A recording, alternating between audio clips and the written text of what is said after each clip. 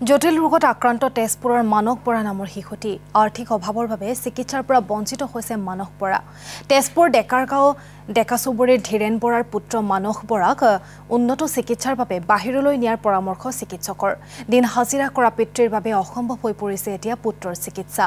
মানসক প্ৰাণ ৰক্ষাৰ বাবে প্ৰয়োজন চৰকাৰ তথা ৰাইজৰ সহযোগিতা। এই সন্দৰ্ভত অধিক খবৰ আমাক দিব আমাৰ তেজপুৰৰ ব্যুৰ পুলক কুমাৰ ডেকাই।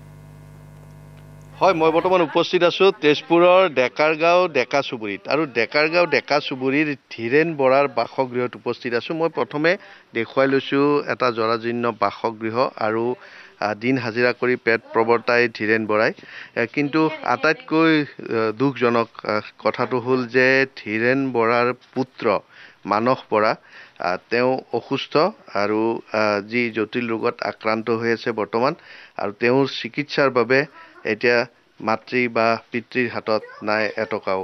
গতিকে যাৰ ফলত মানস বৰাৰ চিকিৎসা সম্ভৱপৰ হৈ উঠা নাই। এই কণমানি শিশুটি আৰু মানস বৰ্তমান তেওঁ উঠিব নোৱাৰে, ভালদৰে খোজ কাঢ়িব নোৱাৰে আৰু মানসক লৈ এতিয়া চিন্তাত পৰিছে পৰিয়ালৰ লোক।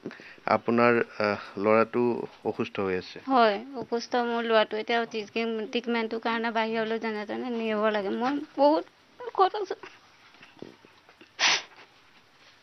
ডক্টৰক দেখাইছিলে? ডক্টৰক গুৱাহাটীত নিছিলোঁ, বাহিৰত নিবলৈ দিলে পইচা পাতি নাই কাৰণে কি কৰিম এতিয়া। ক'ত দেখাইছিল? গুৱাহাটী GMCত। হয়, কি কৈছে? বাহিৰলৈ নিবলৈ দিছিলে আমাক।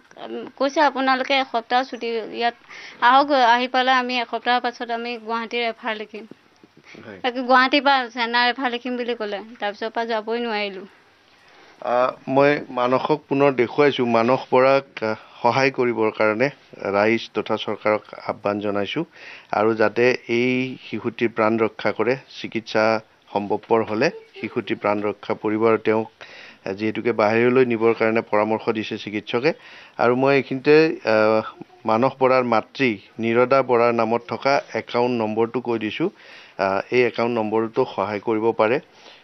Account number 1867010047791। আকৌ এবাৰ কৈছোঁ 1867010047791।